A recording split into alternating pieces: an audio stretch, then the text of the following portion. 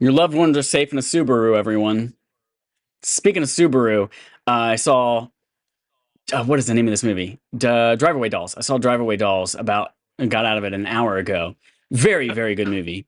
They drove a Dodge, not a Subaru, but the movie is chock full of lesbian youth. And we all know Subaru is the vehicle of lesbians. It's true. 100% true. Subaru Outback. Look it up.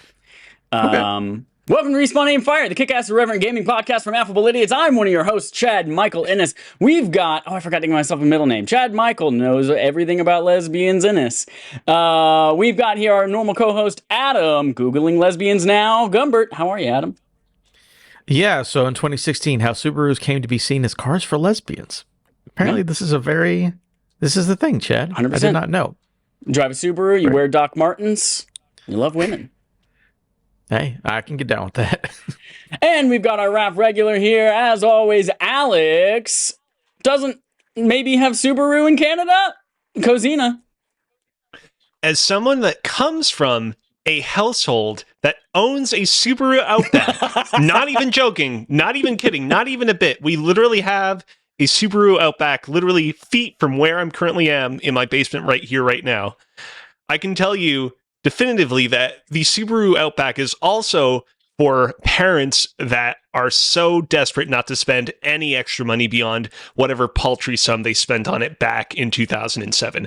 That car is old and decrepit and a piece of shit, but my parents are like, it's fine. It has to be repaired every $2,000 for every 2 months, but yeah, we'll keep it going. I hope that description of your Subaru is not a reflection on your views of lesbians, Alex. Everyone views Canadians as nice people. But here's this might have just taken a turn. Thing. If we had a new Subaru Outback that came out within, the past 10 years, totally fine with it. Subaru Outback that's over 15 years old, not down with that. Very uncool. Coming up on 20 years old. I just did the math in my head. Almost 20 years old. Yeah. Yeah. You can catch all of our lesbian talk on twitch.tv/AffableIdiots on Sunday evenings around 8:30 Eastern Time PM. You can also catch us in the morning, if you like, on YouTube and podcast services on demand on Tuesday mornings at 9 a.m. Eastern Time. We've got an episode here. Yeah, Adam Gumby says in the chat. Everyone loves a Subaru. As I saw the chat. I started reading it before I even saw it was you, and now that's great. Excellent. So a fun fact about that Subaru, some lore into the Cozina family. We bought that Subaru in 2007. Again, this is, only building the case more and more to my parents being cheapskates, smart cheapskates, as this story will illustrate, but still cheapskates all the same. You bought it brand new in 2007. You bought a new car as a family. Seems like your values changed. Here's the thing. I don't know if you remember, but this was during the very brief point in time where the Canadian dollar and the American dollar were almost 1-to-1 the same value. Right, before the housing so it was crisis much cheaper, and the recession in 2008. It was much cheaper for my parents to basically go into the States and buy the Subaru because the amount of money it was being sold for in the States was demonstrably less than whatever you would pay for it in Canadian dollars over in Canada. And that's how we came to have our Subaru Outback. So does it have dual citizenship? No, it's got some weird quirks to it. We once got pulled over by the border people because they were like, well, you said that you imported it, but did you also export it? It was a whole thing, but other than that, we haven't had any troubles with Border Patrol. Did you have to, when you purchased it, now I know you were probably, I don't know, in middle school when this happened, do you remember having to register it in the United States first? Like, do you have to, when you bought the car, did you have to register it in the U.S. as a U.S.-owned vehicle and then move it, or? I mean, this is definitely something to ask my dad about. Were you able to legally drive it into Canada, or did you have to have it towed? No, we were able to drive it from the United States into Canada. We didn't have to have it towed. If anyone knows Alex's dad, text him, ask him the answer, and then put it in chat here. We'll be on the air for about another hour and 15. So You got time. Walk up to him and say, hey, you're a great guy, but you'd be even greater if you went out and got a new car. We've got a lot to talk about today. We're diving into hell on the beach. We got some things about what else is in here. Elden Lord, Edging Lord, Lords of the Ring, Stick of Truth. But we're going to start today with our main quest, Nintendo Partner Direct. The info that we're about to go through is a summary from Marcus Stewart over at Game Informer. Well, a Game Informer. Game Informer. I barely know her. The Nintendo Direct Partner Showcase has come and gone, and the presentation revealed a number of third-party announcements and several release dates for previously known games coming to Switch. We will start with the confirmation from 2 weeks ago when everyone was freaking out about Xbox. The confirmation of 2 of these 4 mysterious Xbox titles are coming to Switch. These are both from Obsidian Entertainment. This is Grounded, is coming to Switch on April 16th. And Pentiment is out right now. You can buy this old-ass English book-looking game, apparently with a great story and really good, almost Game of the Year quality, apparently 2 years ago. You can buy that right now on your Nintendo Switch. Dilly dilly, old English. Dilly dilly, old English? What was the thing you were saying before we started? First of all, it's dilly dally shilly shally. Okay, same And thing. I've learned from KFGD's You're Wrong segment from, I think, Friday, that dilly dally shilly shally is like a translation of a Japanese saying that is all about, like, you're being burdened by, I don't know, a guilt or a pressure or some kind of burden or anything. And then it does not have a direct the translation. Japanese is kudu kudu kudukin. Kudu. What's that game we're asking? Kudu. Kudurin. It's the word kuru 3 times, but then at the end you say rin. So kudu rin. Dilly dally kudurin. Shilly Shally says Unicorn Overload. Actually, no, pause. You all have anything to say about the Xbox games coming to Switch? The ones for that, they make sense. Grounded is a game that needs multiplayer people. Pentiment is a game that will run well on Switch. And then the other ones come to PS5, make sense for PS5. Sea of Thieves and what was the other one? Hi-Fi Rush. Hi-Fi. Makes sense. So the ones that went to Switch make sense for Switch. The ones that didn't also make sense. Actually, I'm kind of shocked Hi-Fi Rush isn't on Switch. Maybe one day. Yeah, that's the one thing. A little surprising because I seem to remember the leaks indicating that it would arrive on Switch, but obviously some people were led astray. Not a big deal in the end, though. I'm honestly surprised a little bit that Grounded is coming to Switch, just given the Switch's online infamy. Being like, one person is hosting a server for a lot of other people to join that might need to be stable. So if this is running on Switch, it is like, I don't know the last time y'all tried to play Super Smash Bros. On Switch, but it is a nightmare. Maybe because it's only 4 people, they're like, good enough? I don't know. Unicorn Overload gets a demo, and we can play that demo today. It'll be coming on March 8th. Did I say Not much Overload? to say about this. I think I said it's Unicorn- Overlord. no, it's Overlord. Unicorn Overlord is what I meant to say. I just know that a lot of people are really, because apparently Vanillaware is making it, and people really like Vanillaware games. I've never played one of them, but people are like, oh, my pants. Oh, my pants. It's another cum joke from Adam Gumbert. First one was off air. Next up, we have Ender Magnolia Bloom in the Mist coming summer 2024. I'll skip the rest of that unless y'all say so, or say not to. A Ranger, a role-puzzling adventure. Also coming summer 2024. This one actually looked kind of cool. I'll definitely keep my eyes out on this one. Role puzzling. Alex, what is your interpretation from the trailer of role puzzling? A role puzzling adventure. Yeah, okay. So that's the thing is they say role puzzling, but I mean, it seems like it's more like just, oh, you got these like puzzles that you have to arrange in specific ways so that you can kind of progress forward. Like the role aspect of it doesn't make that much sense unless they introduce in subsequent trailers that there's like a lot of character customization and like magic spells and things of that nature, in addition to what we saw in that gameplay trailer. It's a little bit of a weird name, but I mean, it still looks good for what it is. Cool.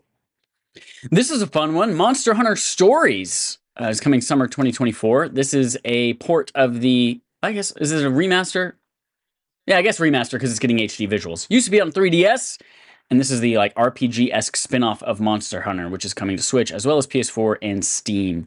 Includes new voiceovers, a museum mode, and additional content previously only available in Japan. Kudu kudu kudu and dilly-dally kudu. I did not realize this was not a Monster Hunter-esque game back in 2017. And I now have more than zero interest in this because I just learned that. So Yeah. I did not enjoy the Monster Hunter cycle of like running in and finding a monster and chopping off its tail and coming back and doing 1,000 convoluted things with it to get like one scale of armor that you can put on your glove. But the fact that this is more of like an RPG and like story-based thing, it's like, oh, okay, different gameplay, cool. I remember the amiibo for these games were huge. Like huge in not like size as or in huge super in popularity? Not in popularity, just like physically huge. Oh, And I was like, monsters. well, I mean, I guess so. And I remember looking at them and being like, I mean, Nintendo, Capcom, they've collaborated a lot. A lot of Monster Hunter games have been on Nintendo platforms. A little surprising that they're like going this hard for their amiibos, but hey, you do you. You do you, kudu kudu.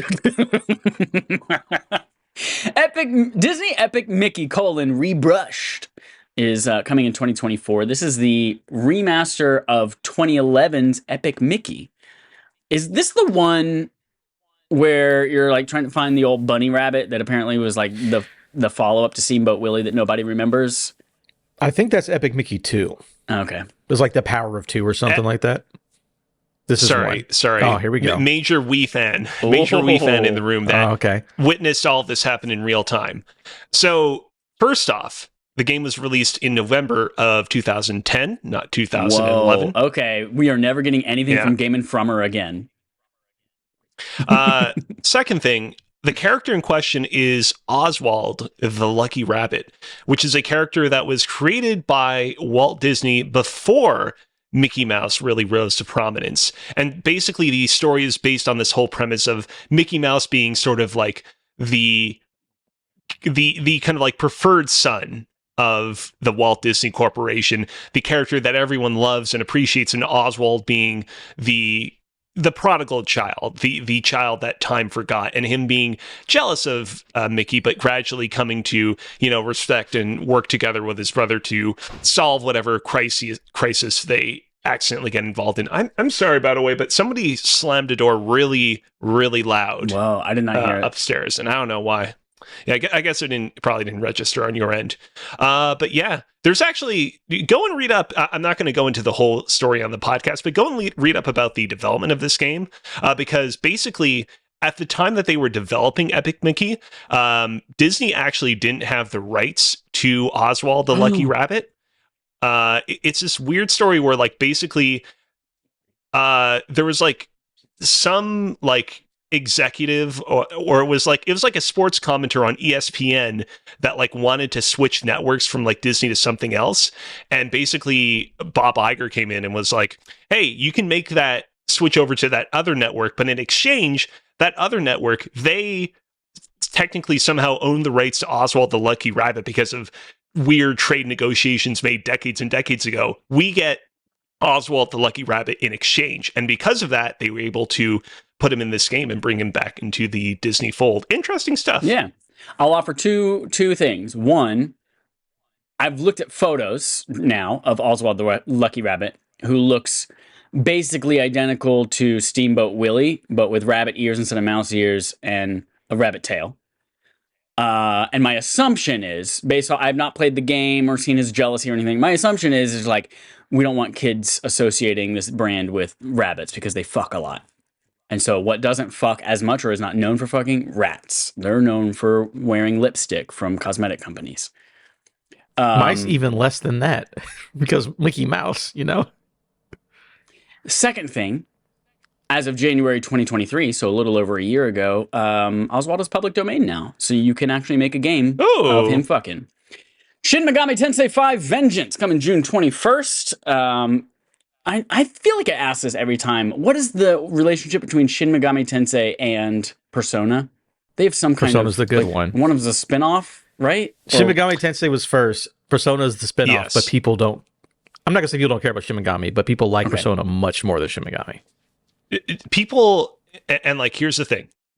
Have nothing against Shin Megami Tensei fans. Y'all are great people. I appreciate the fact that you're able to Uh-oh. spawn the Persona series, but it speaks to the just lack of like popularity and cultural penetration of the Shin Megami Tensei series as a whole across the globe, that the Shin Megami Tensei series was basically doing the like monster collecting and battling thing like years before Pokemon, like many years before, and like nobody ever acknowledges Shin Megami Tensei is like, oh yeah, that's the game that originated that genre of RPG.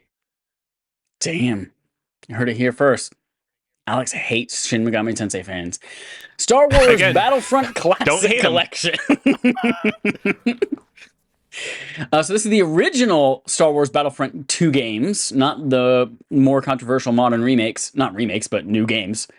Coming March 14th. The original games have been remastered and updated with features such as new playable characters, Kit Fisto, and Asajj Ventress, and bonus maps Jabba's Palace and Bespin,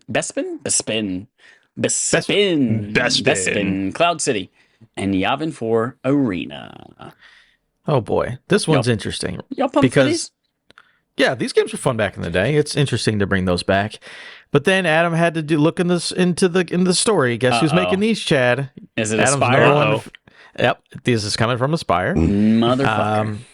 I mean, that's fine. They do remasters, they do ports. It'll be fine. The thing that sucks about this is that there is confirmed no crossplay.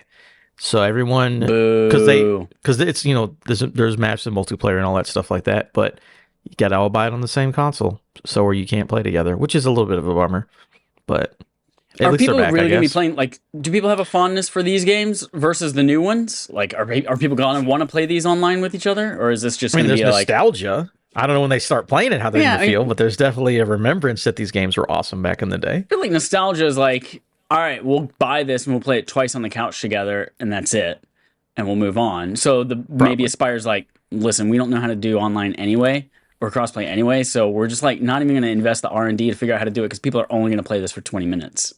Probably. They're like, people play this and have fun with their friends, and then we don't actually need to worry about anything else on the back end.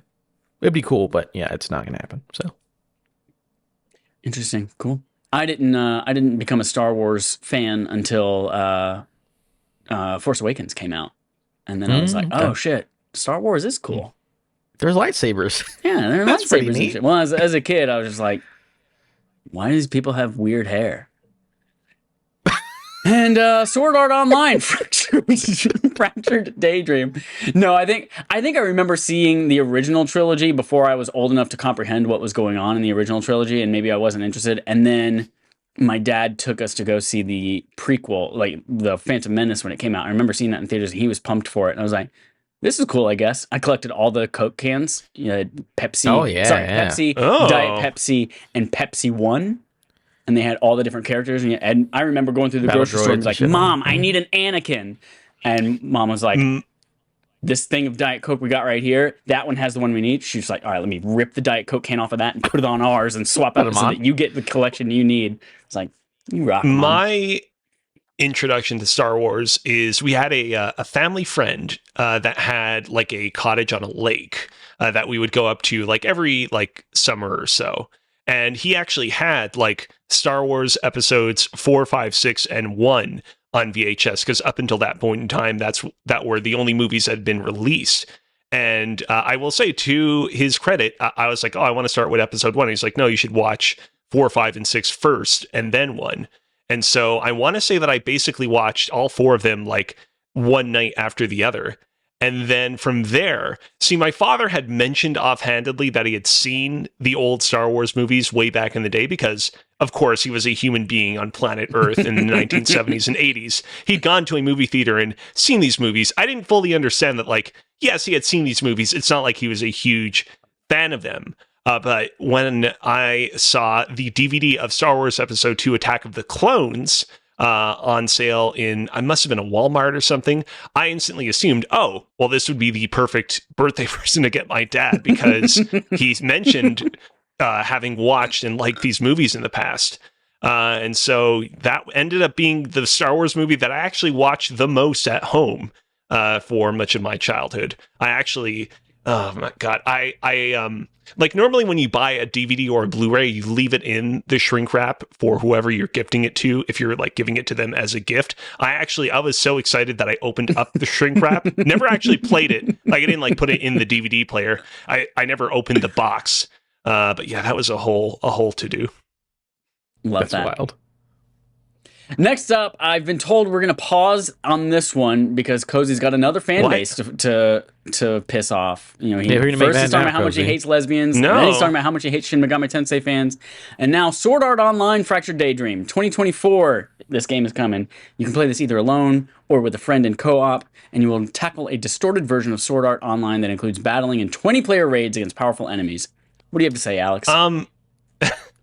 It's funny because it's actually kind of the opposite in this case, because Sword Art Online is one of those franchises that a lot of people love to hate on because the original season of that show kind of had like an infamously not great downturn in its second half that basically burned a lot of people and kind of perpetually set that franchise on this path of being kind of like a thing that a lot of people love to hate. Second half of its first season definitely has its problems. As a whole, I like that franchise. Not perfect, but it's dumb fun.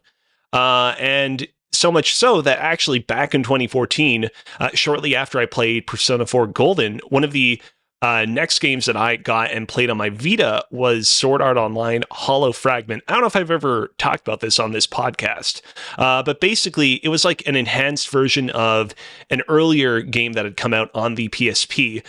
Surprisingly ambitious game for the Vita's hardware. Like it was like a surprisingly expansive, like open 3D world that you could explore as like the various characters of the Sword Art Online world. Not my favorite game on the platform. Could be very grindy and monotonous in spots, but there was a seed of something really cool in that game. And ever since, I've wanted to check out some of these other Sword Art Online games because apparently they've only gotten better since then. There are just so many games to play, so I don't know if I'll actually check out this one. All right. Next one, I've been told we're going to pause here on this one, too. Oh, no. Gundam Breaker 4 coming in 2024. Build your Gundam, blow up other mechs, take their parts for your own, and repeat. Matt Vieira, Matt from Rhode Island, is a big Gundam guy. And he has also asked me for a third week in a row to please somebody join the Respawning Fire Guild or clan or whatever it is in Suicide Squad Kill the Justice League. And he has said that he understands, Adam, that you have this agreement that when it goes on sale for like $20, you'll get it and you'll play with him. And he rebutted with, I don't think we have that kind of time. The servers will still be up, bud. Don't worry about it. So I've inserted that here towards the beginning of the episode in case anyone just didn't make it to the end of the last couple episodes and didn't catch that. So like here it is early on. Go join the Respawning Fire Clan in Suicide Squad Kill the Justice League. Speaking of killing people, Super Monkey Ball Banana Rumble. Watch these little apes just rip people apart in 28 Days Later. Banana Ball Edition. Coming June 25th. This is from Sega. You know, Super Monkey Ball. And if you don't, then you don't want to. World of Goo 2. Now, this is an interesting one. I played World of Goo 1 back when it was a WiiWare game on the Nintendo Wii.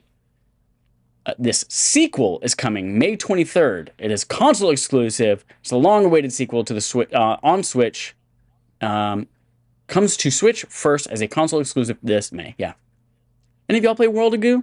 Alex, I feel like as a big Wii fan, you definitely had. Of course, he did. Yeah, I played a little bit of it. It's never a game that I managed to complete because eventually you just get to a point where the structures in that game that you're making are so complicated, and I definitely was not. I was not at the age where I had the kind of patience to see it through. But yeah, it's cool that we're getting a sequel. We'll see if I play it. Yeah, this is one of those. I did not finish this either. I just, I played it for maybe 30, 45 minutes, and this is before I realized I don't like puzzles. I just thought, I don't like this game. I was like, oh no, I'm not a puzzle boy. But yeah, WiiWare, huh? What a fun It's time. weird how they made a big deal about this announcement. Like, we're bringing back World of Goo after 15 years. I'm like, what is it? And then random Discords would be like, oh, yo, so they're bringing back World of Goo? I was It was like hope the y'all enjoy. premiere, like it was the WiiWare game. Like it was that was like one of 3 really big hits. Everything else was just like, you know, garbage, but the original game came out in 2008, the same year that we saw Mario Kart. What was it? Mario Kart Wii and Super Smash Bros. Brawl also released on the Wii. And I want to say that IGN and like a couple of other outlets gave World of Goo Game of the Year over that game's. They're like, yeah, this like small scale WiiWare game better than like some of Nintendo's biggest like AAA IP. And like, wow. I can definitely see. It's a bold choice, but I can definitely see it. So we are never getting news from Game Informer again, and we are definitely not getting news from IGN now that we know that they just don't know what they're talking about. Fantasy Life, lowercase I, the girl who steals time. Coming October 10th. Another Crab's Treasure, coming April 25th. This is that Dark Souls crab game. You wanna go out there and you wanna crab around and snippety snap on some big bosses. You can do that now. April 25th. I'm excited for this one. I'm really, really looking forward to it. The demos and stuff have been cool, and I think that I don't remember if it was real or if it was a meme, but there's like an easy mode. Like there's a bunch of accessibility options in case like it's too tough or whatever. And I think one of the accessibility options, they just give the crab a gun. So you just like shoot bosses like 3 times and they're dead. I'm very excited for this game. Yeah. I love the idea. First of all, there's a sentence here. This involves, as a hermit crab who's lost in its shell, you're on an adventure to reclaim it. This involves using any piece of trash in a polluted ocean as a temporary shell, each with different abilities. And just the thought of like, what is crab trash? Oh, it's a gun that you found in the ocean because of the world today. That's great. It's like a plastic cup and a gun, you know, a spoon, a fork, and nacho cheese container or whatever. Yeah, it's good stuff. Penny's Big Breakaway is actually out now. This is a throwback 3D platformer from the makers of Sonic Mania, and you can play it right now on your Nintendo Switch. Come on, you sicko, talk about it. We know you want to play it, Cozy, or you probably already have. This game, I mean, it looks like really fun. I feel like mechanically there's something just incredibly satisfying about watching that yo-yo get thrown out and about. I have not played it, though.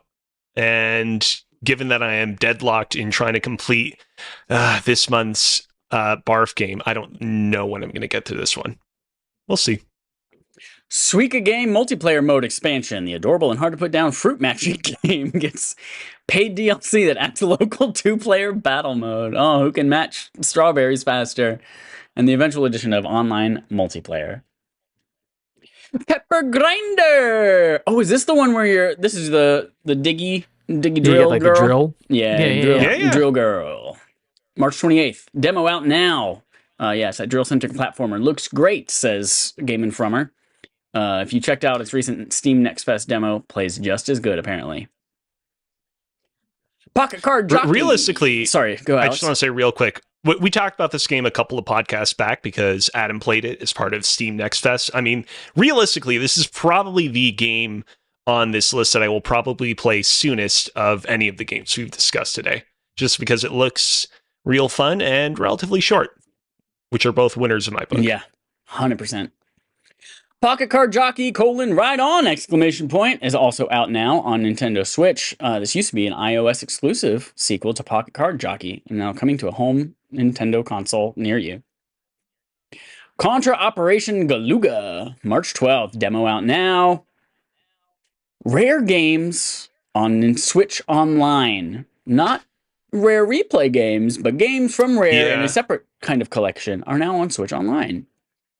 This includes Snake Rattle and Roll, RC Pro-Am, Battletoads and Battle Maniacs, Killer Instinct, and Blast Corps. And Adam, this could have helped us a lot last night.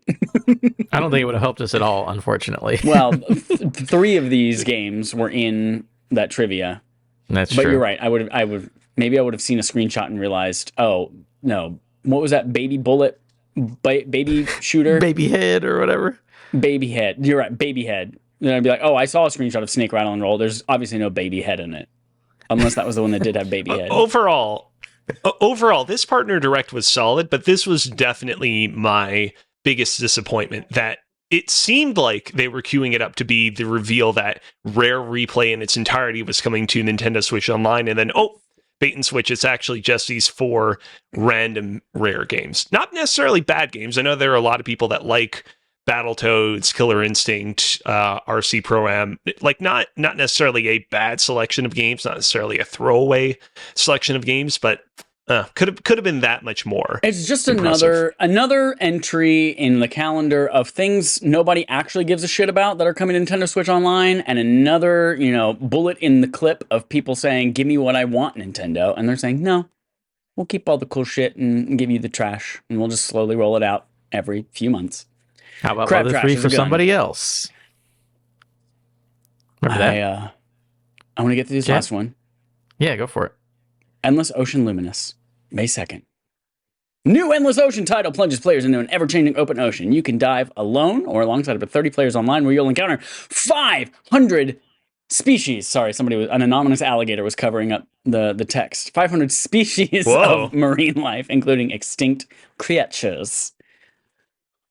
Back in the day, back when I was a Nintendo Wii fiend, Ooh. back when I was When did that competing with Xbox and PlayStation fans online over the endless squabbles of the console wars that we used to have back in the day, I would point to the Endless Ocean games on the Wii as examples of like, you guys are saying that the Wii doesn't have any games, but look at the Endless Ocean games. Those games are both on the Wii. There's 2 of them, and they're both really highly rated, all of which was true. I wasn't lying, but also never in a million years was I actually ever interested in playing these games myself. Like, I was content to be like, oh man, I will prop these up and use these as arguments to fight my console wars, but like, not actually interested in playing Classic online commenter, Cozy. Cozita. them. Yeah. I mean, that's how the console wars work. And that's it for the Nintendo Direct Partner Showcase. Lots of games for you to go look at and demo and get excited for. Mm-hmm. Before we move on to playtime, we have an update. Adam has texted Cozy's dad. Cozy's dad smuggled their 2007 Subaru across the border, and that's why he doesn't want to buy a new one, because that apparently, I'm assuming this next part, was such a arduous and scarring experience dealing with the U.S. Border Patrol, trying to avoid them, Metal Gear Solid style. You see the Border Patrol, and you see their cone of vision, and he's trying to get a fucking Subaru past them. And so that was really difficult, and that's why they now have a 2007 Subaru, because it's difficult to sneak that back across the country line. Moving on to Playtime, where we talk about what we played this week. Playtime starts this week with Adam. Define some letters for me. What do you got here, B&H? All right. B&H photo. What is that a reference? That is a major distributor and storefront for photography and videography equipment. If it's not Kodak, I don't care. They sell Kodak. Oh, well, there you go. They're back on my good list. No, so the first thing I play was Baltero. Nope. Balatro? Balatro. That probably is actually how it's said. So I've been playing Balatro. I got a code for review. Having a ton of fun with that. I talked about it because I played the Steam demo, and then I was on Twitter and saw the PR guy. I was like, hey, who wants it? And I'm like, this guy. So I got it. Played about 8 hours the first day I had it.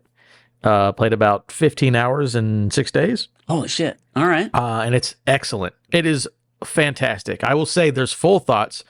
By the time you're listening to this on podcast, there should already be a podcast and a video. I had Roger from Gamerheads podcast came on and reviewed Balatro with me. You're swapping an A and an R in there, I think. I can't do it right now. But yeah, no, we reviewed that game. There's a review up right now on YouTube and podcast services, and we talk about it for, I think it's like almost 20, 30 minutes or so. It's a fantastic game. Awesome. Love it so much. It's a sleeper hit. People are super into it. Scored well. It's just like, yeah, it seems like, oh, it's just poker hands, but it's a roguelike, but there's more to it and it's a lot more fun. And even that simple idea is like, why didn't someone else think of this already? So it's great. People check it out. It's like $15. It's on literally every console. Is it's a great this time. I like, recommend it. don't spoil it, but spoil it a little bit, but don't spoil it. Is this one of those like, you know, is this one of those like play this game, it looks like poker, but then it's not poker? Oh, like you get into it and you're like, oh fuck, this is actually like, I don't know, a Quentin Tarantino movie. No. Cards. This is it is poker, Okay. but then it's like, I would say it has that twist in that it's more fun. It's like, okay, yeah, you definitely, the game is like, I'm playing poker hands. Okay. But then they're like, hey, here's a bunch of jokers that just break the video game. It's like, oh, hey, do this and you win. Every run gives you a cool modifier that seems like it would break the game, and then you just do that over and over again, and it's addicting and it's super really good. Does the core gameplay stay relatively the same throughout the entire experience? Yes, relatively the same. From what I've experienced so far. It is just like, again, your grandma would love it. Like, my grandma literally played canasta every day for 3 hours a day till the day she died. And I can see why. Because, like, oh yeah, card games are fun. But then they also give you the video game part of it, where it's like, you couldn't do this in real life, but here's some bullshit. Just spice it up. It's excellent. Everyone check it out. All right. And then I also played Helldivers on the beach with the crew, including Chad and Joel. Actually, I don't know. Did we ever actually play a game together? No, you bounced out. That's right. I didn't bounce out. I tried to join in, and there were too many people. Yeah. Oh no, we did do one together, and then you got kicked. Yeah. And then Kenny took your spot. No, and then Audrey took your spot, and then Kenny got kicked, and then you took Kenny's spot. Basically, everyone got online at the same time, and we just had to make two groups. Yeah, and we had to split and make two groups. Yeah, and I was like, I can't do all this voice chat with two separate games running at once. We got to switch parties too. It's real easy. Just switch your game. But no, we played that. Played with Joel. Figured out where he got his generational wealth from. Where did that come from? Solve that mystery. It's a secret. I'll tell you later. Dodge ram it. But yeah, the whole crew was on there playing RAF hack, having a good time. Love Helldivers. Excellent game. Keep playing that forever. It's a good time. Let me tell you, last week I had mentioned I played Helldivers for 0 minutes. I watched the intro video and then I couldn't get on the servers. Fast forward 1 week and I'm like, holy shit, this is my life. This game is my life now. And I'm always thinking about Helldivers, and I always want to be diving in hell, and I always want to be shooting robots, and I always want to be killing bugs. And I spread democracy all over their faces. This game reminds me so much of 2020 in a big way.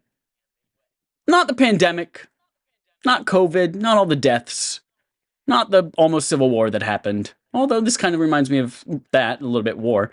But no, this reminds me of Warzone. Reminds me when Warzone came out, free to play. This is not free to play, but everyone was playing Warzone. It was literally like every single night the crew would get online. We'd be shooting people, getting dubs, powering up our weapons. And this feels like that. And maybe it's just because for the first time in a long time, all of us are playing the same game and we're all super sucked into it at the same time. It is literally like there are people playing right now. Matt and Audrey and Dallas and Joel are all playing right now, and I'm recording this podcast here. And in my brain, I'm trying to like force my PlayStation to turn on and remote play into my eyes, and I can't. Do I need to finally just bite the bullet and get this game? Oh, Alex, I still gotta. I mean, I'm committing to Castlevania. I gotta get that over with. Alex, but let me let you in on a secret. There is a 10-hour and 12-minute YouTube video of a playthrough of Castlevania Lords of Shadow that you can watch on 2x speed. and instead you can play Helldivers. That game's not even long. I beat that game in like 14 hours. What are you guys going through? I played 90 minutes of it, and I'm like 2/3 of the way through this YouTube video. I mean, I've watched YouTube videos for Barf before. I get it. I know that normally we save our thoughts for when we do the proper review of this. But Adam, you are living in a time bubble where time does not exist, because you could not have beaten that game so quickly so as to call it short. You are a liar. Yeah. You know how long to beat is literally 17 hours. He doesn't have the impending weight, the dilly dally shilly shally of Final Fantasy VII. That's true. I also don't care about Final Fantasy. That's also true. I have extra time. So you and I are like, fuck, our lives are going to end in 6 days. We have to get in everything that we can right now. So I can't be I have to watch 2x speed Castlevania speed run-throughs while I eat my lunch over the coffee table, hoping I was watching something better, so that I can play And I Helldivers have at to- night with the crew. Because And I I was know gonna say, on I have to Friday we're not going to be playing Helldivers anymore. At least I won't for the first 70 hours of the weekend. And then I'll be like, all right, I'm ready to play Helldivers. And everyone's like, I'm playing Final Fantasy. And I don't know if we'll ever come back to Helldivers. I'm sure we will. But I don't know what's going to happen Oh, after man. Friday. So I have to soak it up now.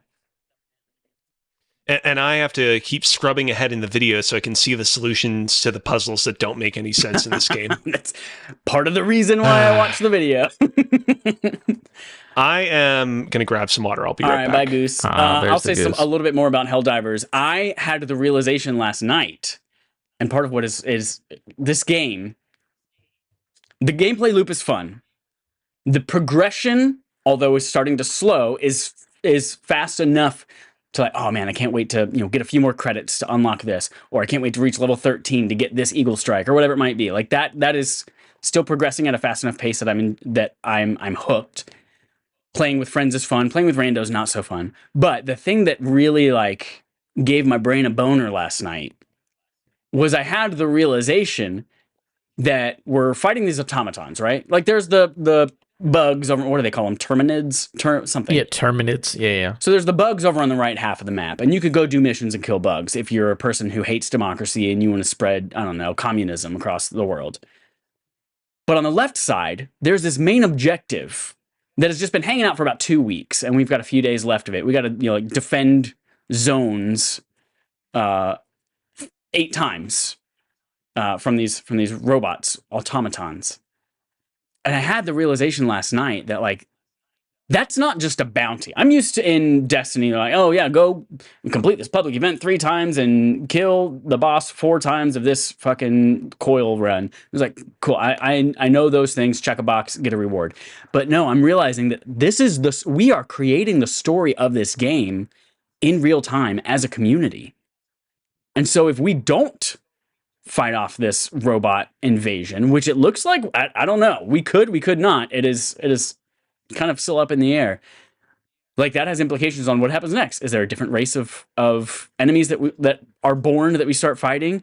Do we suddenly, are they getting closer to Earth? Does that have impending implications? That's redundant, but like the fact that I was like, oh, where's the story in this game? Oh, there's not much. I was like, oh fuck no, I'm playing the story in real time. We were spending 2 weeks fighting this robot front in this war for democracy.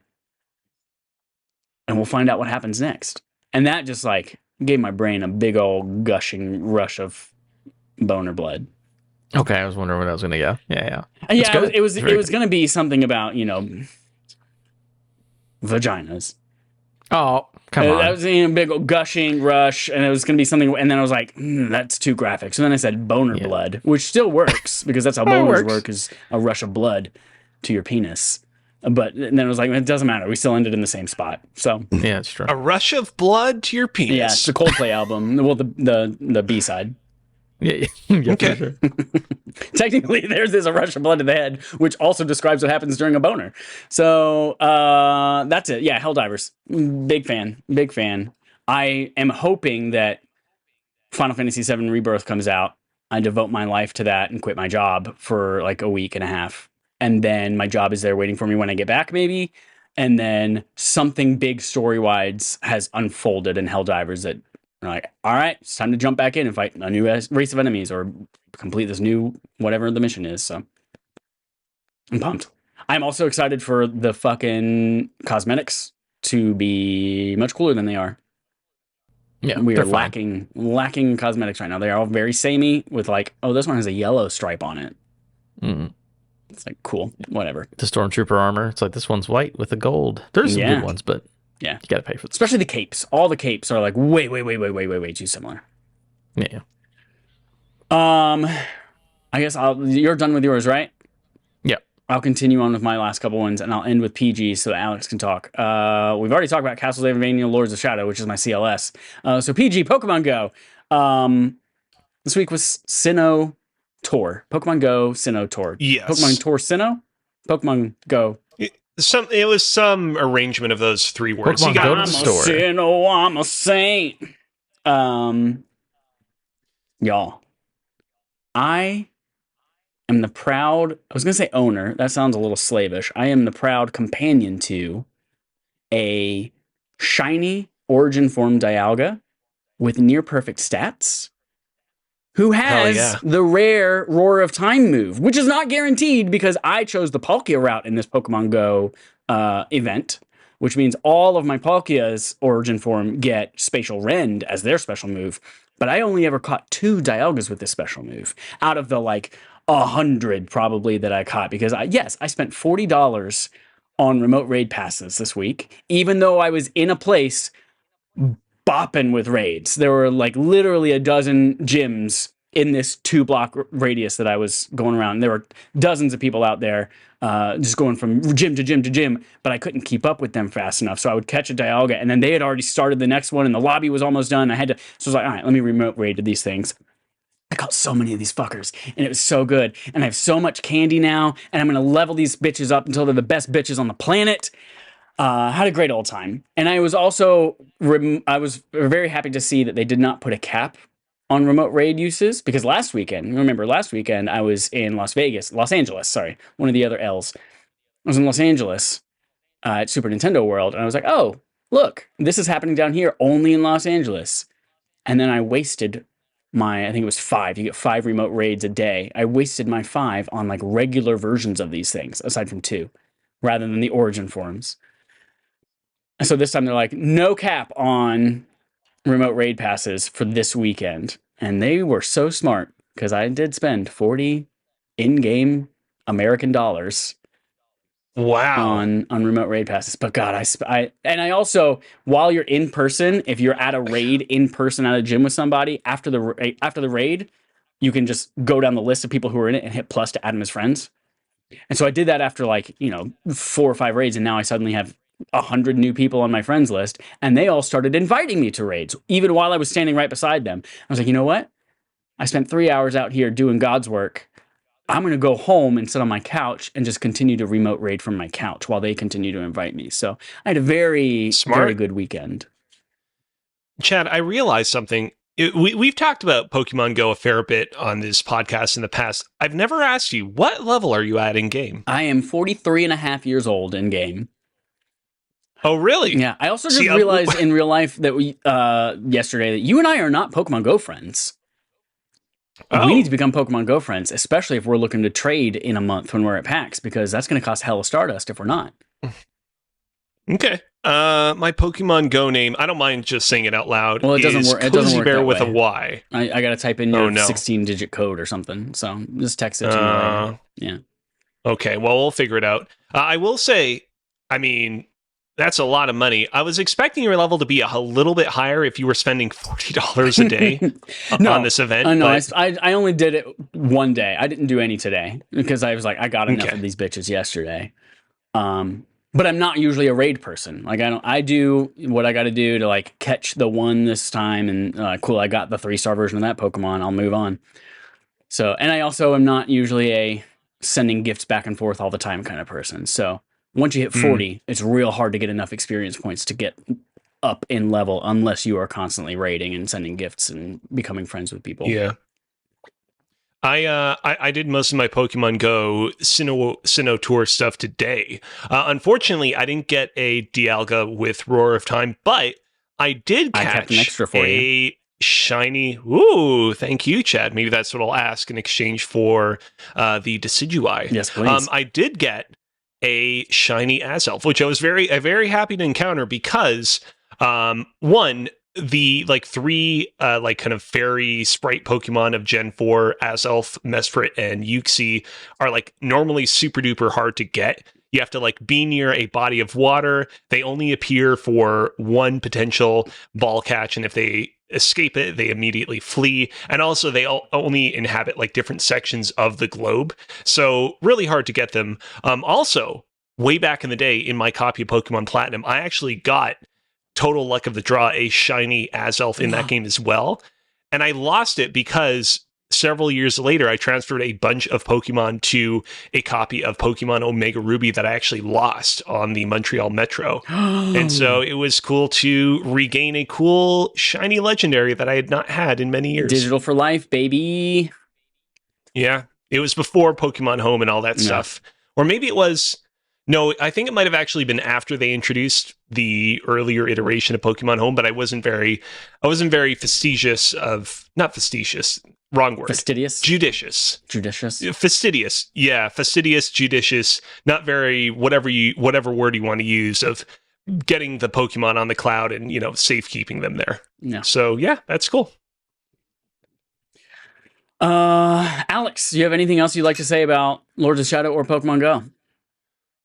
No, I mean, that's pretty much the extent of what my Pokemon Go activities have been like. And yeah, I will do my best to save my Lords of Shadow thoughts for next week. I'm really excited to hear what Brian has to say about Lords of Shadow. Yeah, I feel like, he's the biggest wild card of us. Like, I don't know, think like, in is general, he gonna... as a human being, he's the biggest wild card of everybody. Here's the For thing. sure.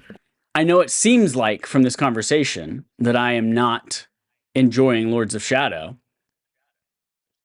but I am enjoying it a lot more than other games that we played last year. And I'm watching the video for other reasons. Dun, dun, dun! Find out next time on Survivor. Yeah. Woo! Let's move on and include Adam in the conversation a little bit more now with The Elden Lord Returns. This comes from Tom Ivan at VGC, Video Games Chronicle. We don't often hear that, so I just want to associate those names with each other. VGC, Video Games Chronicle. Mm-hmm. Bandai Namco, formerly Namco Bandai, and From Software have released the debut trailer for Elden Ring's highly anticipated expansion, Shadow of the Erd Tree. Trailer has confirmed that the DLC will release on June 21st, 2024, giving you plenty of time to beat the final shape and kill the witness in the raid. According to its official website, the expansion will introduce a new story, a new world, and deeper RPG features. Players will require the base game, so you have to have Elden Ring. I literally, in our Go Live notification, in our tweet, I typed Elden Lord and then had to backspace Elden Lord and write Elden Ring. So yes, you have to have Elden Ring to play Shadow of the Erd Tree. It is now available to pre-order in several editions, the cheapest of which starts at $39.99 American dollars. Here's a quote. Elden Ring Shadow of the Erd Tree takes players beyond the lands between to explore the Land of Shadow, a completely new world from Elden Ring, reads a description on the official site. It goes on to say, Shadow of the Erd Tree adds new weapons, equipment, weapon skills, and magic not found in the base game Elden Ring, along with new enemies, boss encounters, and plot lines to further increase players' RPG freedom. Take it, Adam. I'm just excited. I was waiting for it. They normally get their expansions in about a year, so they take... Obviously, this is much bigger being an open world game. I'm just excited for it, because this thing is that, like, I was so good at Elden Ring, right? Like, shockingly amazing at it. So I'm ready to go back for the DLC, maybe start up a new character, maybe not, and just beat the shit out of this one, too, because I am the Elden Lord. It's just nice for the Lord to have more things to do. Do we know if this DLC is going to be similar to, like, the Bloodborne one, where in order to get to it, you have to get like halfway through the main game? Yes, there is a specific boss fight, and then there's a thing that happens after the boss fight. That is how you get into the DLC. Got it. Okay. So you might have to roll a new character or do New Game Plus or something, right? Well, I already have a New Game Plus going, so I could either go to my first save or my New Game Plus. Yeah, we figured it out. Very exciting. Very happy for Fantasy Critic as well. I'm not gonna have time to play Elden Ring before this comes out, so I might just never get to this. But I'm happy y'all are happy. I'm ready for them. Adam, points. if you want to, you still have your 3 Adam picks for this year where you can say, Cozy, you got to play this game. You can use that on Shadow of the Erd Tree, and I will be obliged to play both the base game and Shadow. Just putting that out there. Yeah. Remember, you're also doing that for Prince of Persia. And I voluntarily it was the put Prince of Persia, the guy who lost his dad game is coming out. That one he has to do because if he doesn't, he hates black people. Tales of Gonzaro's out. That's right. And the Prince of Persia game, I want it on the record. That one I voluntarily put in my shopping cart on the PlayStation Network store. I'm doing that not because Adam asked me, but because I was like, this seems like something I should play that I'm making my own decision on. Very cool. Adam still has his 3. Yeah, I probably won't, because even as much as I love Elden Ring, asking you to play 170 hours of video game is quite a lot. So I probably won't make you do that one, but I will be interested in it. Yes.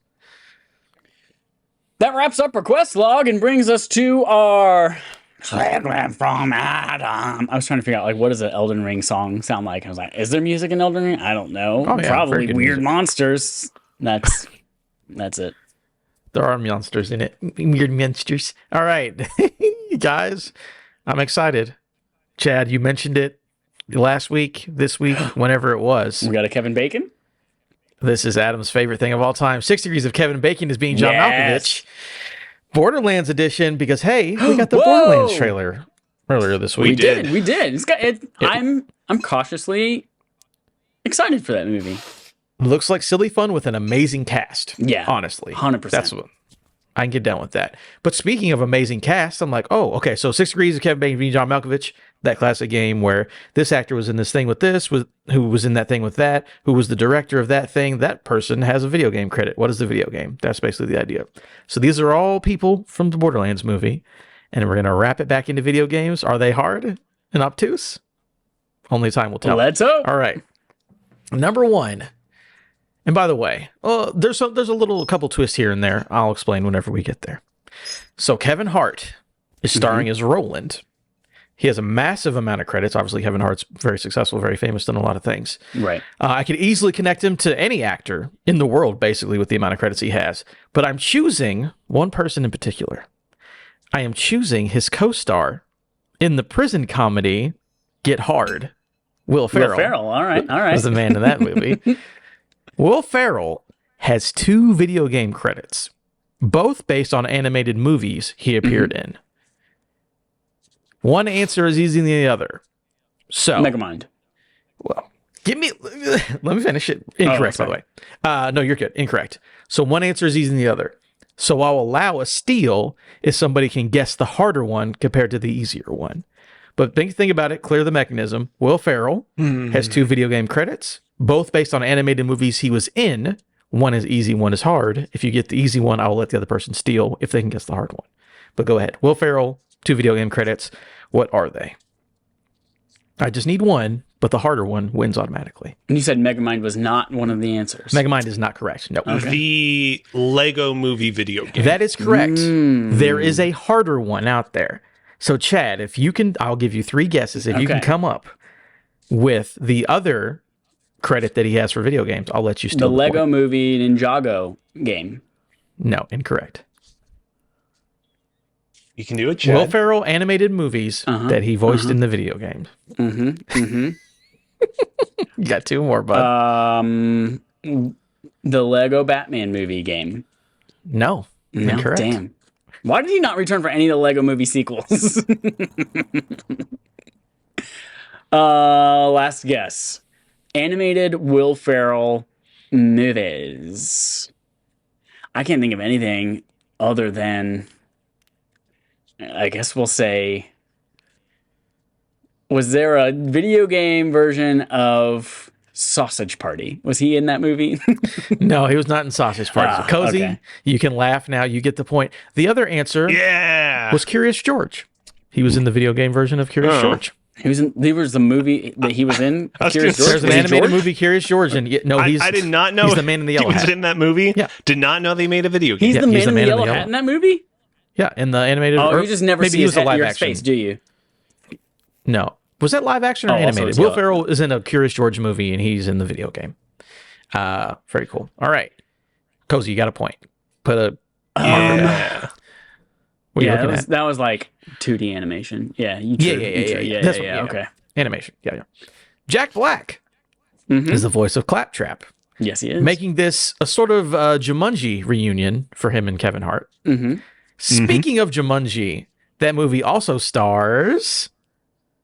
Guys, that movie also stars Jumanji. There's The Robin Rock. Williams. There's Jack Black. There's I Kevin love- Hart. There's I love how he said There's- Robin Williams. I'm obviously talking about the Jack Yeah, Black, Robin Kevin Hart Williams. version. The kid that gets turned into the half monkey Right. Okay. because he That's the wrong disrespects the movie. rules y'all of the seen game. that trailer for Monkey Man? Yeah, looks That good. movie looks I have awesome. good trailer. By the way, yes, it's right. Karen Gillan is also in Jumanji with Kevin yeah, Hart. Karen Gillan, and, yep. yep, and Jack Black. Interesting enough, Karen Gillan actually had video game credits before she was even in Jumanji. So Why do you say it like my mom? What, Jumanji? That's how they say it in the, Jumanji. that's how they say it in the movie. No, that's how Reese Darby says it. He said, "Welcome to Jumanji." That's the guy from Our Flag Means Death. So Karen Gillan was in the video game credit. Campo63 in the chat says, "I'm sorry, did you say Jumanji?" Jumanji. Yeah. That's what it is. Karen Gillan. Did you say Sudoku as well instead of Sudoku? Sudoku was Let him speak. Let him get through it. Name the I property need my points. those games are based on. That Karen Gillan's in?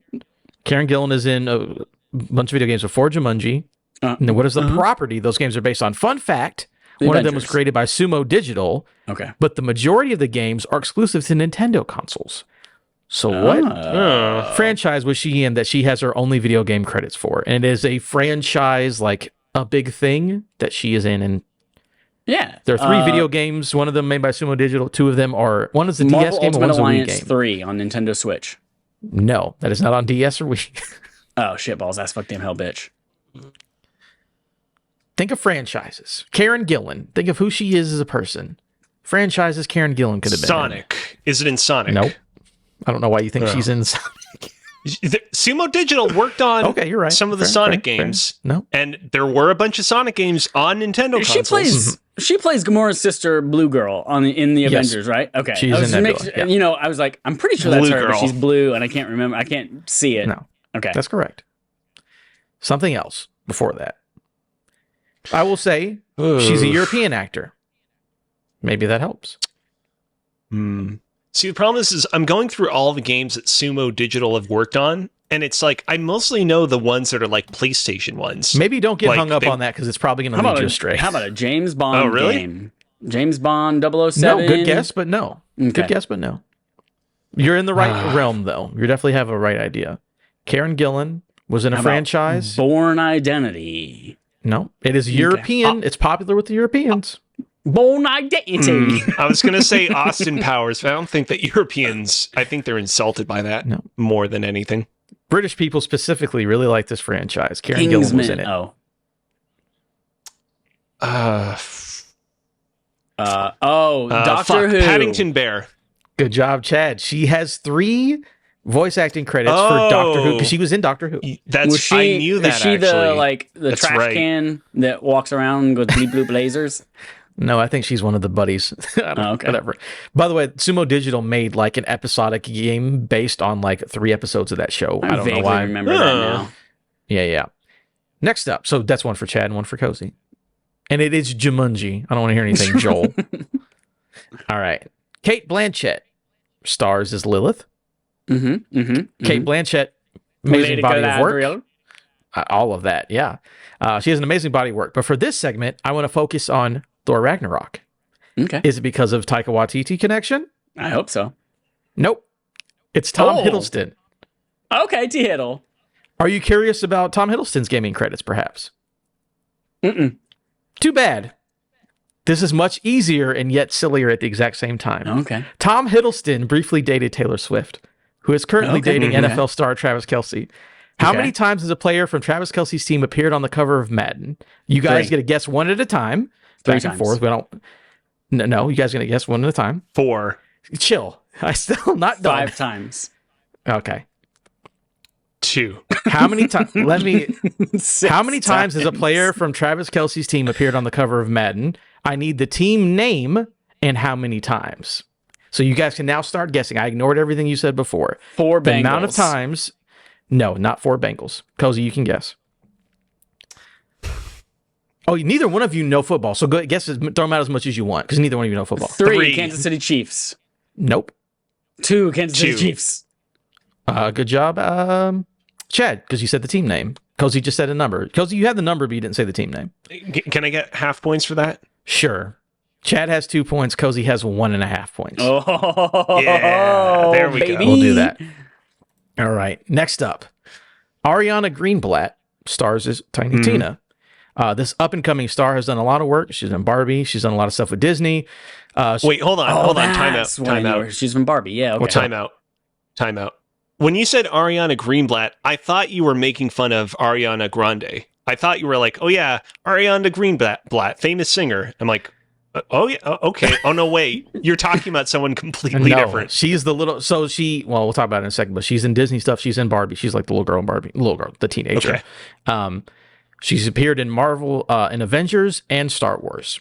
Her Star Wars appearance is in the TV show Ahsoka, where she plays the teenage version of the title character. Rosario Dawson plays the adult version of that same character, being Ahsoka. Also the night nurse in Daredevil 3. There you go. Rosario Dawson has a good number of video game credits. Name one of them. A steal is allowed if you can guess one of her licensed video game acting credits. So Rosario Dawson, what video games she is, if one of you can guess a licensed video game she's in, you can steal the point from the other person. But I just need Rosario Dawson credits. I feel like for some reason I think it was a Walking Dead Telltale game she was in. I'm looking at it now. She is not in a Walking Dead Telltale game. What's funny is I've definitely heard mention of a game that she was in at some point. Nothing's coming to mind though. Come on. Was there a video game made off of the Oscar-winning movie Crash? No, there's not a Crash video game with her credit, anyways. I'm just gonna throw this out there because there's no limit to how many times we can guess. Mass Effect. No. Was she in a Mass Effect? Okay. I will say this is not one of the licensed ones, but she was used in the marketing for one of the video games that she appeared in. Like they were like, "Hey, Rosario Dawson's here in this video game." I don't know if that helps you or not, but Rosario Dawson. The Quarry. Oh, Not the Quarry. Was She's it? not in The Quarry. This is either going to make me look really stupid or really smart. Was it a Twilight game? No, she's not even in those movies. See, there we go. Real stupid. I will say her latest credit is from 2022, and I would say it's one of the bigger releases of 2022. Oh, damn. Huh. Poe Dameron. And that's the one she specifically, they were like, "Hey, Rosario Dawson is in this video game in our marketing campaign." I'm in the middle of a podcast. Jedi Fallen Order? Nope. Okay.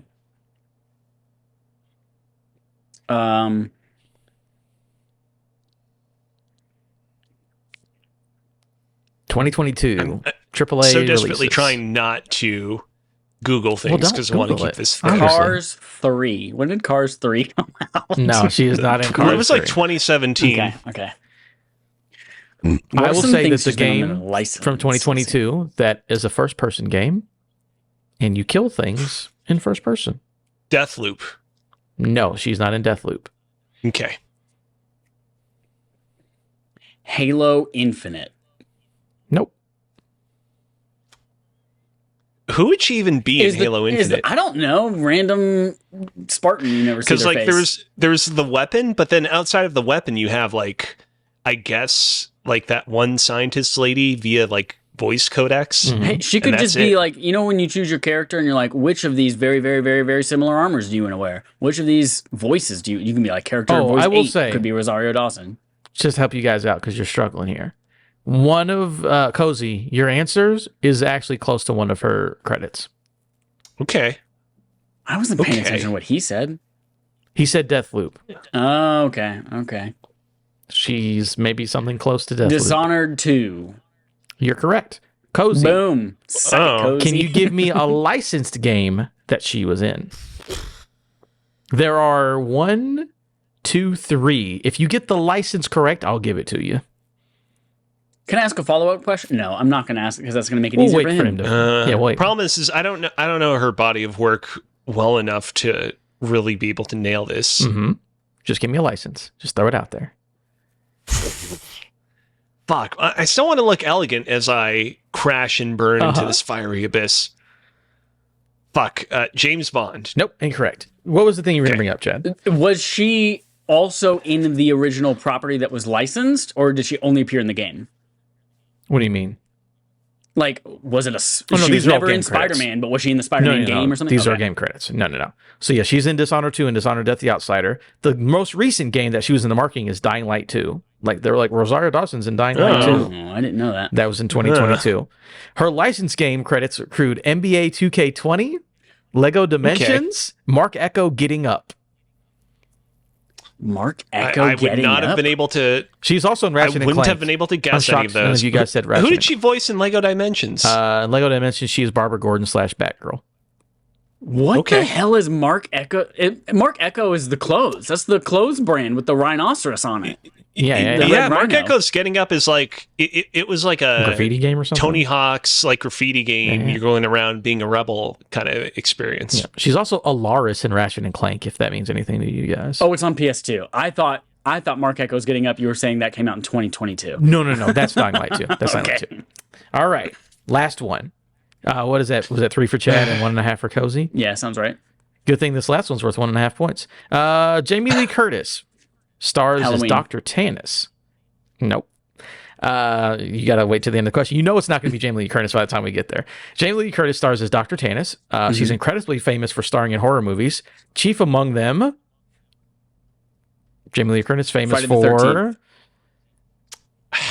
No, it's Halloween. It's Halloween. Disney's Haunted Halloween. Mansion. Disney's Haunted Mansion. Yeah, That that came out horror, last- that horror movie with Lindsay Lohan, and they switch places, and it's Freaky Friday. Yeah, absolutely. That ensemble cast featured, Owen Wilson. I'm talking about Disney's Haunted Mansion now. Okay. Name for me one of his video game credits that doesn't have cars in the name. Hint, they are Disney licensed games. One is connected to a console peripheral, and one is a Lego game. Owen Wilson credits that's not cars. They are Disney games. One's connected to a console peripheral, and one is a Lego game. Can Disney you give me one of Infinity. those? No. Wild Wild West. That's not a Disney property. I think it is. Link's crossbow training. You said no. These are We Fit. We fit Disney plus. properties, guys. These are Disney properties. Connected to a peripheral. One is connected to peripheral. The other one is a Lego game, but they are both Disney properties featuring Owen Wilson in the video game cast. He's just a voice in it. Just saying. Dance Disney. I don't know. Disney's rebrushed illusion. Disney's Mickey illusion rebrushed. Nope. Who are we doing? Oh, Jamie Lee Curtis. No, who is No, it? this is Owen Wilson. Owen Wilson. Okay. Owen Wilson, not Lightning McQueen, but still in Well, Disney things. Didn't say it's not Lightning McQueen. It's not a Cars game. Didn't say Lightning McQueen can't be in it. So we've already said Disney Infinity. Disney We've Illusion already Island. ruled Is that a out. thing? That is not him, but that is a thing. Okay. Again, also not- Lego game based on a Disney property. He's also in. Lego Cars. Dimensions? Nope. Lego, it's not Lego Cars. What about Cars is not in the title. what about Mater? Toe Mater's Legos. Nope. Lego Indiana Jones. Nope. Good guess though. Lego Lord of the Rings. Lego Loki Season 2. Nope. Guys, look, you're right there. Lego Star Wars. Nope. Lego Star Wars. Nope. Okay. Lego The Darjeeling Limited. No. Okay. Here's another clue. They're both, obviously, he's playing Lightning McQueen, but both the games are based off of Pixar properties. The Incredibles. What was that? The Incredibles. What was the rest of that? The Incredibles Rise of the Underminer. I think that's one of them. No, that's not correct. Lego The Incredibles. The Incredibles Good Legos. job, Chad. You got it. Yeah. Lego I didn't know that was a Incredibles. game. Yeah, Lego The Incredibles. He's Lightning McQueen. He's also in Connect Rush, a Disney Pixar adventure. Was the peripheral game I was looking for. Great. Very good. Fantastic. But that means that Chad is this week's winner of 6 Degrees of Kevin Bacon as Being John Malkovich, Borderlands Edition. That was rough. Are They hard, guys? Are these questions hard? They make my brain squeeze. Yeah. I don't do it on purpose. Anyways. That's it for segment from Adam. Brings us to Game On Game Show. The Game On Game Show. We play a game called Game On. The Game Show. Game Show. Game. This week, we're back with another TMI with MPD. Take it all away, Alex. Take it all away. Thank you, Chad. I want to say up front, while I am a little bit peeved that I lost you in that last game we did, I am more upset at Adam for screwing me Chadlock. over on that last one. So I'm going to ask, you don't say the Chadlock just yet, Okay. but I am going to ask that you beat the pants off of him this round. You know you would have Nice. lost even Please if you do got the so. last question, right? Like you still would have been a half a point under. Don't care. No, Don't you said care. that last question was worth a point and a half, so we would have tied. Well, I was joking because that'd have been a tie, yeah. The year that we're doing TMI with NPD for this episode is 2011, which I feel NBA 2K12 was sort of the grand culmination of this console generation. It really felt like every development studio that had put out a game within the past like 3 to 4 years had a new game this year that basically took the learnings that they had gotten from the previous title and further expanded and improved upon it. Not saying that all the games that came out this year were better than the games that had come before it, but it really felt like everybody at this point in time was sort of playing with a full deck of cards, playing with as much knowledge as they could muster out of what they had learned from the innards of the PlayStation 3 and 360. And so let's get right into this. As usual, the chat block is in play, as Chad demonstrated earlier, although it is not in play until he says it next. This year's Madden is out of play, and this year's Call of Duty is also out of play. We ready to go? I got a question for you. Obviously, it's going to come up at some point. Will there be a point where NBA 2K is also no longer in play? I'm not saying now, but I think there will come a point where you might need to think about that. I'll evaluate it on next list. It'll make a decision then. Gotcha. I will say, like, the problem, right, is that, like, I expanded the list from being the top 10 to the top 12 because, I wanted to give you guys more chances to guess games because we were putting Call of Duty and Madden out of play. And sometimes some of these games that are recurring, even though they are recurring, they can tend to be in some of the latter slots of the list, like the 11th to 12th spot. And so that's what makes me hesitant to be like, oh, we should always exclude this game, because you don't know if it might straight up just dip out because it only registers at like the number 13th spot. But I'll think about that for next time. All right. Mm-hmm. Number 12. The 12th best-selling game of the year 2011 per the NPD group / Circana is a sports game. NBA 2K12. That's correct. Fucking A. All right, baby, let's go. God damn it. All right. Number 11. The 11th best-selling game of the year 2011 per the NPD group is a soft reboot of a popular franchise. It's a game that people occasionally refer to using the year 2011 so as to not confuse it with another game in its series. Its box art prominently features orange and blue colored characters. And in terms of genre, it is a fighting game. Oh, Mortal Kombat. That is correct. It is released 2 for Mortal 2. Kombat. Yeah, it was like number? technically 9, but they just called it Mortal Kombat or something. Oh, okay. Technically 8. It was one. Yeah. Which is why some people call it Mortal Kombat 2011. Gotcha. Chat, that's 2 for 2. You gotta pick up the slack. Okay. All right. Burp out of the way. Number 10. The 10th best-selling game of the year 2011 per the NPD group is an action-adventure game. It's the third entry in a trilogy, though many people regard it as the weakest entry in said Uncharted 3. trilogy. That is incorrect.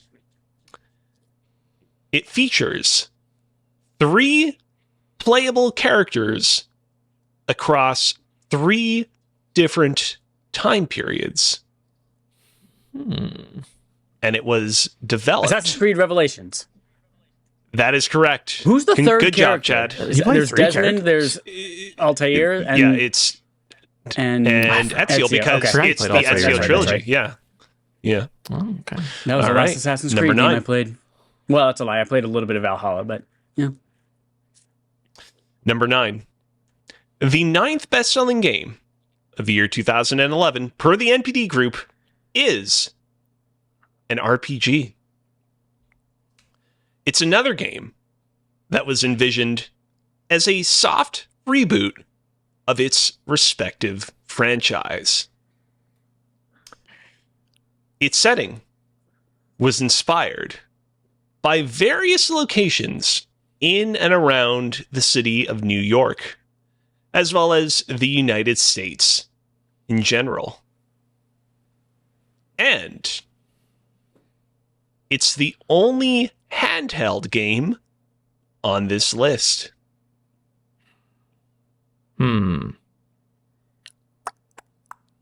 I will go through and I will read the clues again. Yes, please. Yes, please. The 9th best-selling game of the year 2011, per the NPD Group, is an RPG. Liberty City Stories? That is incorrect. It's another game that was envisioned as a soft reboot of a popular franchise. Its setting was inspired by various locations in and around the city of New York, as well as the United States in general. And it is the only Chinatown handheld Stories. game. Ooh, closer. Chinatown that Wars. one came out in Fucking- 2010. Well, that's your second guess, Adam. Yeah, it is my second Yeah, I guess. was going to say, Adam, you're out of guesses, but that is incorrect. Okay. Okay. Just because I can. No, I'm not. I'm not going to waste my CL on this. Well, I'm out of guesses already. I know. I was Yeah. going to do it for fun as like a ha ha ha, but now I was like, Just you know, do it. I might actually need it. Chad, it's an RPG. Uh-huh.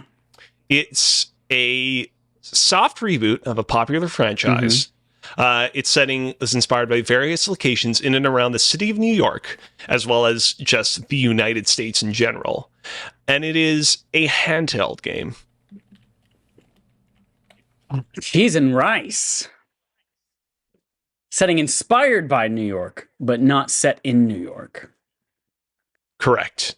What have we not said? We said Chinatown Wars. We said Liberty City, Vice City Stories. Oh, that one not even based on New York. That one based on Oh, Miami. you're right. You're right. I mean, that's my second. Do you want guess. to not for points? You want to take a final guess? I have no fucking Think you've idea. been able to Is intuit? it a No. GTA game? No, you, Oh, well, you I guys have no are idea. way off base. Remember, it's an RPG. I You wasn't have playing rocket handheld propelled games grenades in that 2011. game. That's true. I guess that's true. It is Pokemon Black and White. I mean, it makes sense, but I couldn't tell you what Pokemon came out in 2011. So I also that was the first Pokemon game that I have Pokemon Black zero and White. experience with. yeah. Oh, really? I haven't played it either. You never played them? No. Yeah, the whole deal with those games is, so one, they were like, we want to move away from Japan, because all the prior Pokemon games have been based on real locations within Japan. You have Hoenn and Sinnoh, which are all based on real parts of that country. For Black and White, they were like, we're going to base our region off of sort of like the general area around Manhattan, but also like pull in other elements of the United States. And the other big thing that they did is they were like, hey, previously, whenever we would do a new generation of Pokemon, it would be like you have 150 new Pokemon and 150 old Pokemon. And then once you get into the post game, you can capture all the other old Pokemon as well. But for Black and White, they were like, you have only 150 brand new Pokemon during the main campaign. Pikachu, Charizard, all those old Pokemon don't return until the post game. Hence, it being kind of envisioned That's right. This as is like the a one soft where you could reboot. get like a Pokemon that's a set of keys, or your washing machine, or an That ice was cream Gen cone. 6. Oh, okay. Is that not this gen? What gen is this? The washing machine one was Gen 4. Okay. I know the Pokemon games very well. Don't What about the ice don't cream test my cone? knowledge. That in fact was Gen 5. Okay. That was Gen 5. Yeah. All right. Number 8. The 8th best-selling game of the year 2011 per the NPD Group is another action-adventure game. It's a sequel that doesn't contain the number 2 in its title. According to a little website called wikipedia.org, it has a quote-unquote virtual footprint 5 times that of its predecessors. What does that even mean? And it was developed by a studio that just recently released a game that received a poor critical reception. Arkham Asylum. That is incorrect. Arkham City. What were the clues again? Chad is Okay. correct. It was I thought Arkham City. An Arkham game. Yeah. I don't remember when it came out. Arkham Asylum's All not a right. sequel, you silly goose. Yeah, you're right. I didn't even think about that. Yeah, 2 for 2. We're tied. Let's see if Chad can pull ahead. Number 7. The 7th best-selling game of the year 2011 per the NPD Group is a game that was developed using Unreal Engine 3. It is also a game that was exclusive to the Xbox 360. Gears 3. That is correct. Oh. Adam pulls ahead. 3 points. Number 6. The 6th best-selling game of the year 2011 per the NPD Group is another game that is the 3rd entry in its respective series. Uncharted 3. Incorrect. Just guessing. I don't know. It was developed and published by Ubisoft. Far Cry Assassin's 3. Creed 3. Oh, shit. Both incorrect, Oh, okay. I'm out. which means that only Chad could guess now. Go for it, Chad. It's probably the only game on this list that you would quantify as a casual game. And, as we discovered together on Just Locked and Dance Loaded 3. last November, Just Dance 3. Yeah. Congratulations. The It's minute he tied got up again. The next one, I was like, fuck, it's Just Dance, and I can't say anything anymore. Shit. Number 5.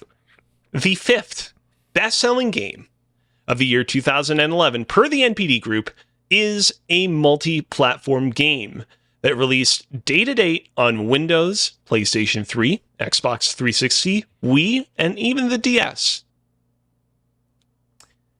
It is the 7th mainline entry in its series, but it features a color in its title instead of a number.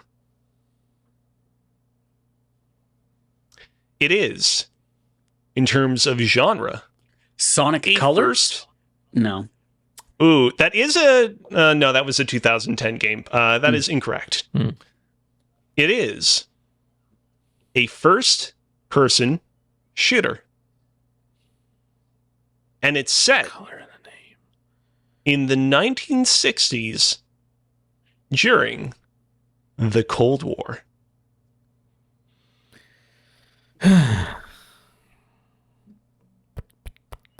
Features a color. Came out on everything, I'll go including through- shitty consoles. Call of Duty Black Ops. That is correct. That came to... Did you say 3DS? Is that on the list of things you said? PlayStation 3, 360, Wii, and the original DS. Of It course, came to the original that DS? version of the game. Yeah. That version of the game was made by like a Oh different my studio than Treyarch God. and looked very different. I've heard that those games are like not bad, but like very, very different from like the core Woof. Call of Duty experience. Rough. All right. Well, Adam is slightly pulled ahead with 4. Chad, you still have a few opportunities to pull ahead, so I'm rooting for you. All right. I'm not. Number 4. The 4th best-selling game of the year 2011 per the NPD Group is another multi-platform game. Albeit one that only released on the Windows, PlayStation 3, and Xbox 360. They didn't see fit to release it on the Wii and DS this time around.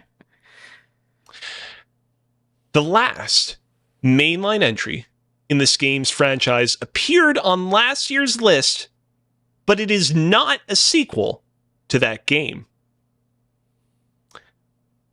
It was pitted as a direct competitor to another major game that released this year. Battlefield 3? That is correct. Battlefield 3. Mm-hmm. It's like a week or two before Call of Duty or some shit like that. Battlefield 3 is really good, too. Yeah. Okay.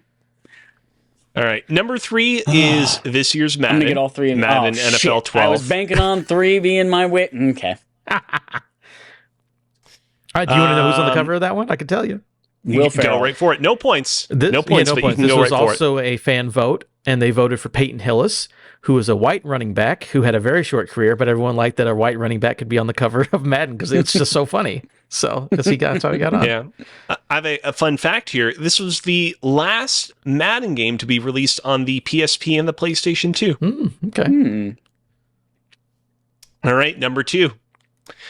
The second best-selling game of the year 2011, per the NPD group, is a game that I had a lot of difficulty coming up with clues for, because I feel like almost any clue I could give about this game would immediately give it away. Skyrim. That is correct. Ah, son of a baby butthole. 11, 11, 11, baby. I was like, that's got to be 1 or 2 on this list. And number 1 is this year's Call of Duty. Do we know what Call of Duty Black it is? Ops. Oh no. Modern Warfare. That wouldn't be Modern Warfare 3, would it? It would be Modern Warfare 3, it is Modern Warfare. which was directly pitted against Battlefield 3 for first-person shooter supremacy. I feel like that was like the last time that the video game industry was like, hey, we have a big game, and then another studio was like, oh, we have a big game that's very similar. We are going head to fucking head. It is a bloodbath.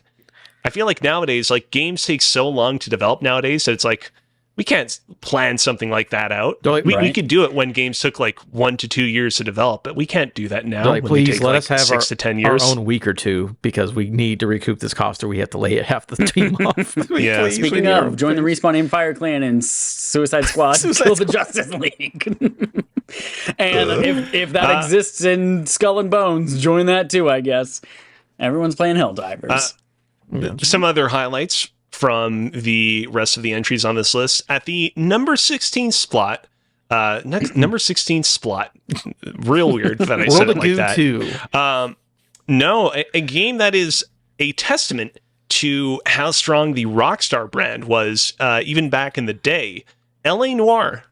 Oh, yeah, I like it. Oh. Yeah. That's cool. A good game that received good reviews, but it's also kind of like, you know, that game is not really a Grand Theft Auto game. Not at But all. they Some had a similarities, hardcore but, marketing like, campaign about, like, look how realistic this game is.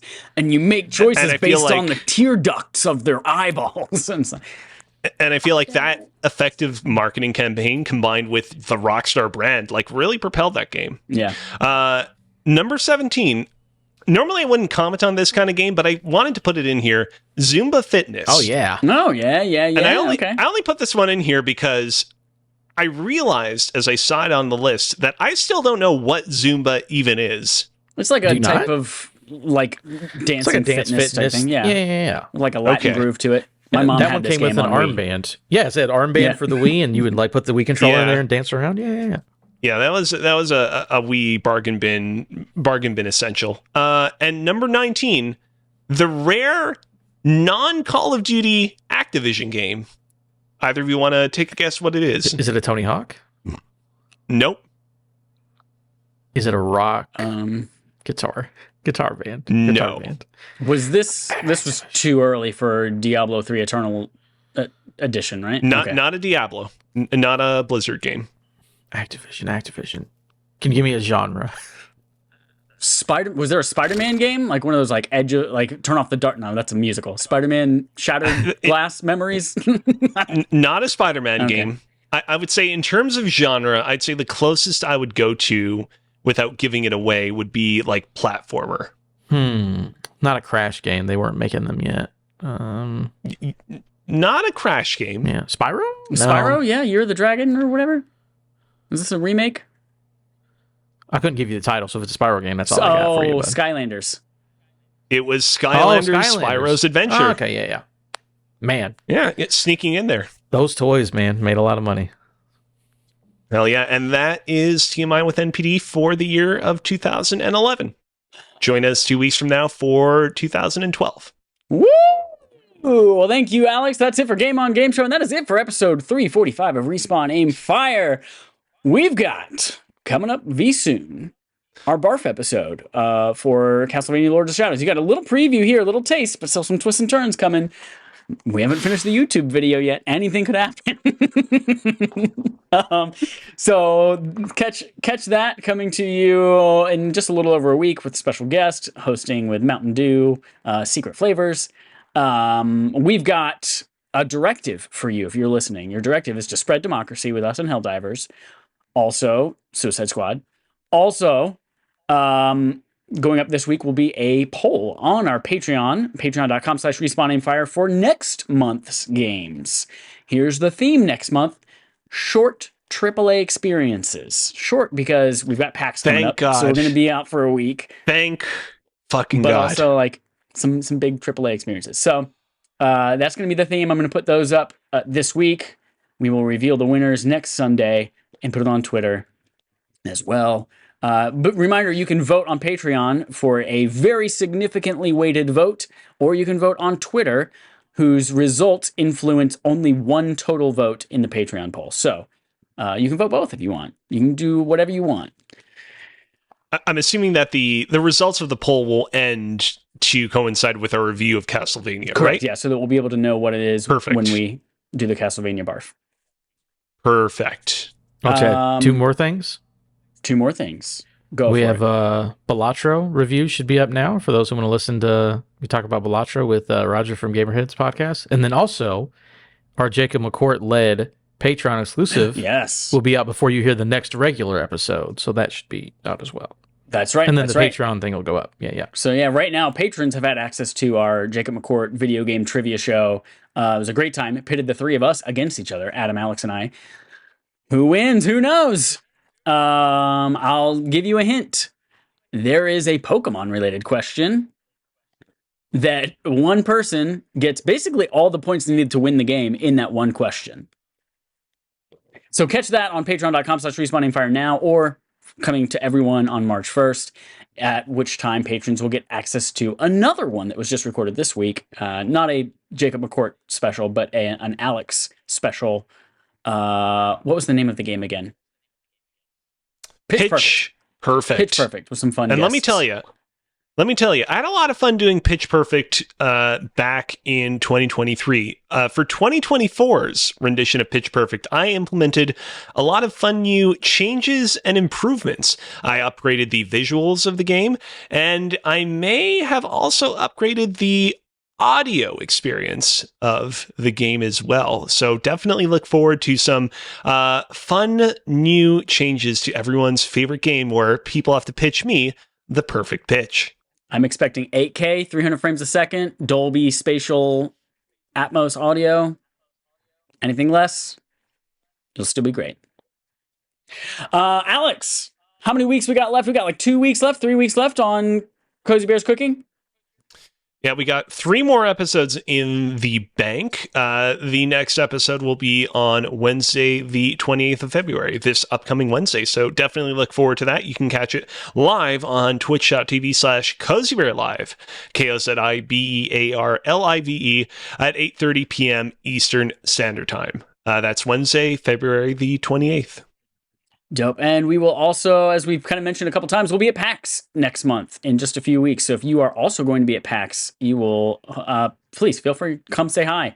I might bring some Respawn Aim Fire swag to give away. If you are a patron who was around for the Christmas stuff, you already got one of these swags, but this is your other limited opportunity to get another one of these.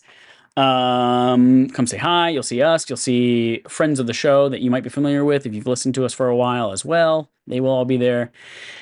And with that, here's our usual sign off.